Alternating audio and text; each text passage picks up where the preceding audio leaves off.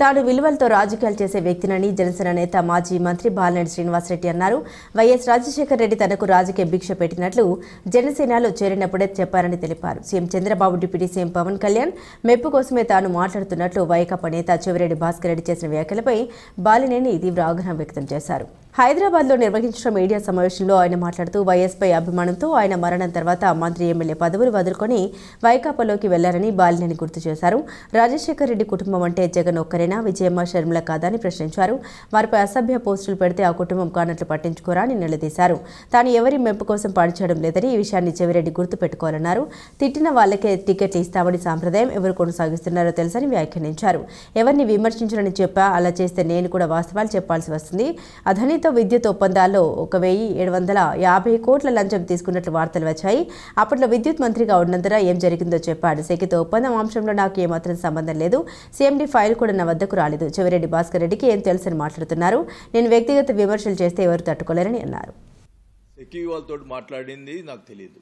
మీరు సంతకం పెట్టారు అని చెప్పి మాట్లాడతారు. నేను ఒప్పందంలో సంతకం పెట్టలేదు, కానీ క్యాబినెట్ ఫార్వర్డ్ చేసేదానికి సంతకం పెట్టింది. డిజిటల్ సంతకంతో క్యాబినెట్ పోయింది. అంటే నేను ఆ 1,750 కోట్లు నేను కూడా ముడుపులు తీసుకుని చెప్పాలా? ఏంటిది? What is this? అసలు సెకి వాళ్ళు వచ్చినప్పుడు కానీ నన్ను మీటింగ్ పిలిచారా? శ్రీకాంత్ గారు ఉన్నారు అప్పుడు, సెక్రటరీ గారు. ఆయన నాకు బ్రీఫ్ చేసి మనకేముండదు సార్, క్యాబినెట్ పంపించండి అన్నారు. సో సెంట్ క్యాబినెట్ పంపించేదానికి కూడా సంతకం పెట్టా. ఒప్పందమా? సెకితో ఒప్పందం పెట్టుకున్నావా ఆ రోజు? క్యాబినెట్కి పంపించాం. దాన్ని నిన్న ఏదో ఒకరికి మాట్లాడతాడు. నాకు ఇంకోటి డిజిటల్ సైన్లు కూడా ఏమన్నా చేయగలుగుతారేమో, అది కూడా డౌట్ వస్తూ ఉంది. జగన్మోహన్ రెడ్డి గారినే అడుగుతా ఉన్నా, ఈ సెకికి సంబంధించిన దాంట్లో నాతోటి ఎప్పుడైనా డిస్కస్ చేశారా? ఏదున్నా ఏమైనా ఉంటే దేనికైనా నేను సిద్ధం. సజ్జల్ గారు వచ్చి నా దగ్గరికి వచ్చి, నువ్వు జిల్లా ప్రెసిడెంట్గా ఉండమంటున్నారు సార్, ఏమని ఉండమంటారు సార్? మాకు రాజకీయంగా అన్యాయం చేశారు, ఆర్థికంగా అన్యాయం చేశారు, మేము అన్ని అప్పుల పాలై ఉన్నాం, మేము మా వల్ల కాదు, నేను చేయలేను, ఇప్పుడు నా వల్ల కాదంటే అంటే నువ్వు చేయకపోతే చెవిరెడ్డి భాస్కర్కి ఇస్తాను. జిల్లా అధ్యక్షుడిగా చిత్తూరు జిల్లా నుంచి ప్రకాశం జిల్లా, అంటే ప్రకాశం జిల్లా గొడ్డుపోయిందా? రాజకీయ నాయకులు లేరా?